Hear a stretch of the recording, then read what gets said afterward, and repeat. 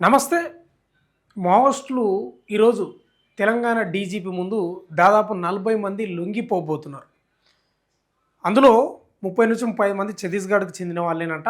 ఒక 5 మంది మన తెలంగాణకు సంబంధించినోళ్ళు ఉన్నారనే సమాచారం వస్తుంది. ముఖ్యంగా మన తెలంగాణకు సంబంధించినోళ్ళు ఎర్రగొల్ల రవి, ప్రశాంత్ అనే పేర్లు వినిపిస్తా ఉన్నాయి. ఈ మధ్య కాలంలో కూడా వార్తలొచ్చినాయి.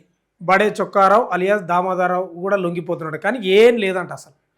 ఆయన లొంగిపోయే అవకాశం లేదు ఈరోజు. అసలు ఆయన పోలీసుల అదుపులో కూడా లేడంట. అదంతా అవాస్తవం. దామోదర్ లొంగిపోతున్నాడు అనేది మాత్రం పూర్తిగా అవాస్తవం. ఎర్రగొల్ల రవి, ప్రశాంత్ లొంగిపోతున్నారనే సమాచారం ఈరోజు ఉంది. 2:30 గంటలకు DGP Shivadhar Reddy press meet పెట్టి ఈ యొక్క వివరాలు కూడా అందించే అవకాశం ఉంది. అదేవిధంగా ఛత్తీస్గఢ్ రాష్ట్రం సుక్మా జిల్లాలో ఎన్కౌంటర్ జరిగింది. 3 మావోయిస్టులు చనిపోయారు. అది ఒకసారి ఈ వార్త చదివిన తర్వాత నేను మళ్ళీ మాట్లాడతా. ఛత్తీస్గఢ్లోని సుక్మా జిల్లా కిస్టారం అడవుల్లో మావోయిస్టులు డీఆర్జీ బలగాల మధ్య గురువారం జరిగిన కాల్పుల్లో 3 మావోయిస్టులు మృతి చెందారు. వీరిలో ఒక మహిళ ఉందంట. కిస్టారం అడవుల్లో మావోయిస్టులు ఉన్నారనే సమాచారంతో డీఆర్జీ బలగాలు కూంబింగ్ చేపట్టగా ఈ ఎన్కౌంటర్ జరిగిందంట. ఇక చనిపోయిన మావోయిస్టులు ఎవరంటే మాడివి జోగన్ అంట, సోది బండి, నూప్నో బజ్జీ అంటే ఆమె మహిళ పోలీసులు గుర్తించారు. ఘటనా స్థలం నుంచి ఇక తుపాకులు ఇతర వస్తువులు స్వాధీనం చేసుకున్నారు. అంటే ఎన్కౌంటర్లు జరుగుతూనే ఉన్నాయి, జరుగుతూనే ఉన్నాయి, చనిపోతున్నారు. కానీ ఈరోజు బ్రేకింగ్ న్యూస్ ఏంటంటే దాదాపు 40 మంది మావోయిస్టులు లొంగిపోబోతున్నారు. మనం చూస్తున్నాం చాలా కాలంగా కూడా. చాలామంది ఎన్కౌంటర్లు చనిపోతున్నారు. చాలామంది 100 మంది కూడా దాదాపు 1000కి దగ్గర వచ్చిందేమో మరిగా మావోయిస్టులు లొంగిపోయిన పరిస్థితి మనం చూసినాం కూడా. పెద్ద తలకాయలే లొంగిపోయినాయి. ఆశన్న కానీ, లేకపోతే మల్లోజుల వేణుగోపాలరావు కానీ, తర్వాత చంద్రన్న, బండి ప్రకాష్, ఇట్లా చాలామంది లొంగిపోతున్న పరిస్థితి.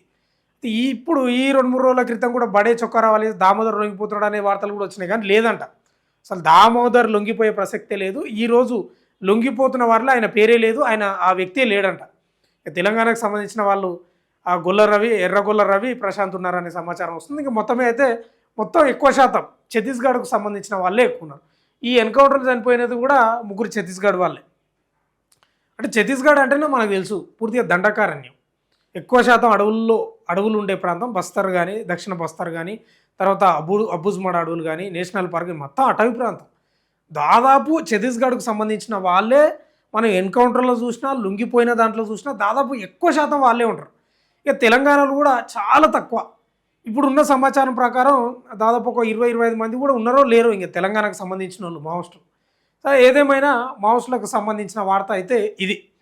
ఇక 2:30 గంటలకు డీజీపీ ప్రెస్ మీట్ ఉంటే వాళ్ళ యొక్క వివరాలు, వాళ్ళది ఏంది, వాళ్ళ ప్యాకేజ్ ఏంది, ఇదంతా వివరించే ప్రయత్నం చేసే అవకాశం కూడా ఉంటుంది ఆ ప్రెస్ మీట్లో కూడా. మొత్తమే అయితే మావోయిస్టు పార్టీకి సంబంధించిన సమాచారం అయితే ఇది. చూస్తూనే ఉండండి మన తొలి వెలుగు.